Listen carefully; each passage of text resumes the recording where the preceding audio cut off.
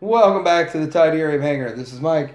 I'm coming at you with another video. This time I want to talk to you about the MMC R26 Mela Militia figures. I'm going to do one at a time, starting with their version of Shrapnel. Their version of Shrapnel, they call it Protesta. There's the card for it. And I like these little cards, and my son really likes the cards. Don't let him get his hands on them. But this, it doesn't feel like a card. It feels like a credit card, like plastic. I like that. Good look at this box. That's actually the back of it. Here's the front. And the box is kind of reminiscent of G1. And I like it. There's a whole lot of purple going on in it. I like purple. And it's got some shiny reflectiveness to it. And the back's kind of cluttered looking, but basically it shows you different poses in robot, front and back robots, and then all of the bug forms. So it's a pretty good looking box. And then, of course, when you go to take it out, it looks like this.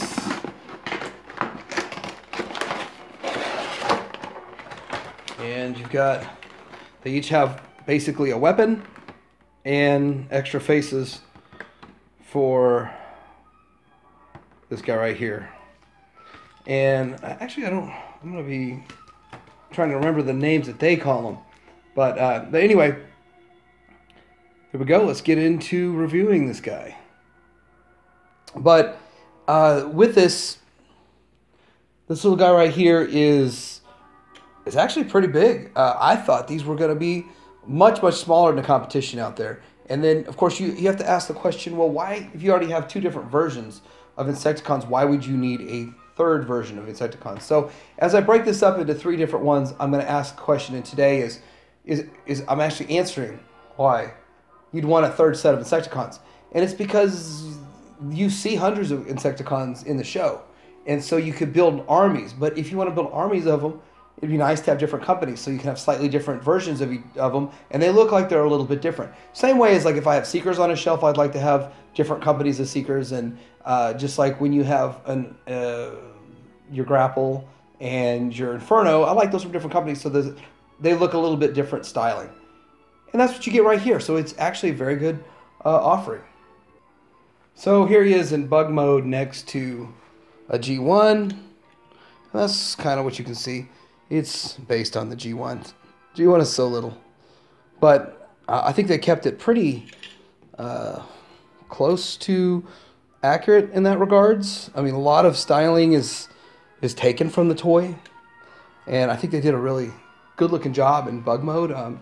Bugs kind of creep me out of it. So, but anyway, let's also have a look. I'm going to say, here we are with the Fans Toys option. And then here we are with Bad Cubes option. Try to pop them up there so you can get a quick look and decide for yourself. I think they all look great.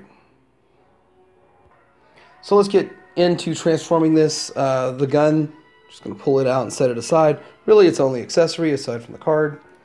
And then we'll start down here on the legs.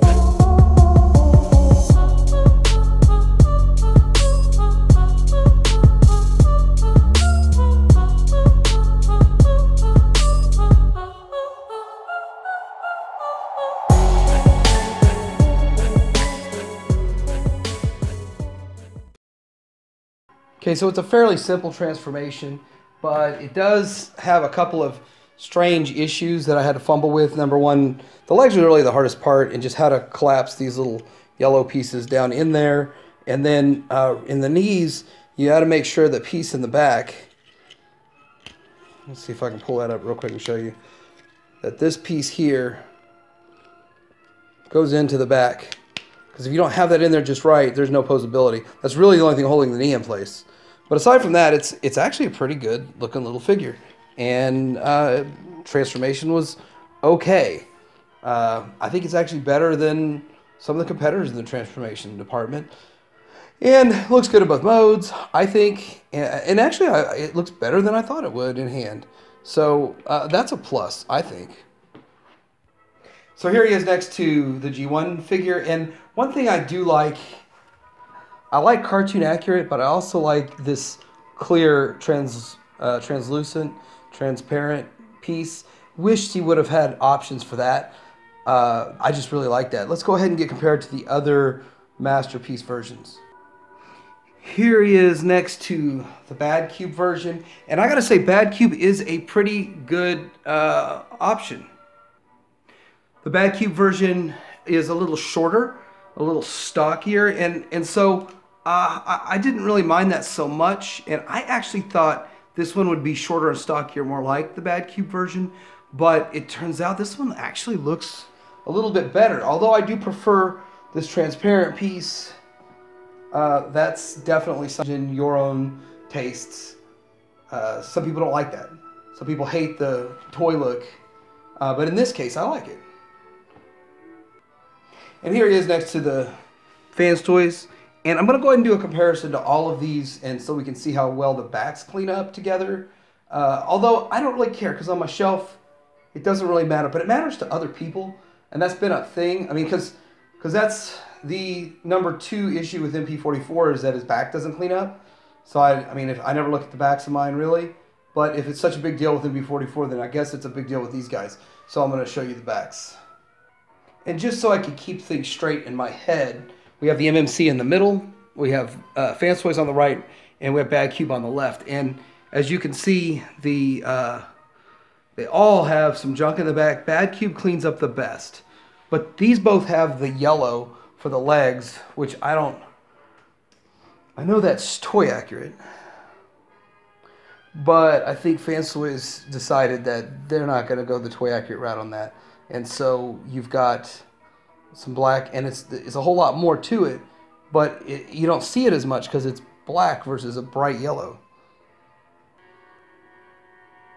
I still think Fans Toys is the best looking one and best all around, and it feels good. It's got so much weight. There's no die cast in this guy. So if that's kind of like, if that's something you want, you're not going to get it with MMC on this version. And I was surprised because I thought MMC did use die cast in some of theirs. But they didn't in this one, and I guess that's how they could get the set out cheaper. I don't know. But you're looking at $100 for a full set of 3 right now on BBTS.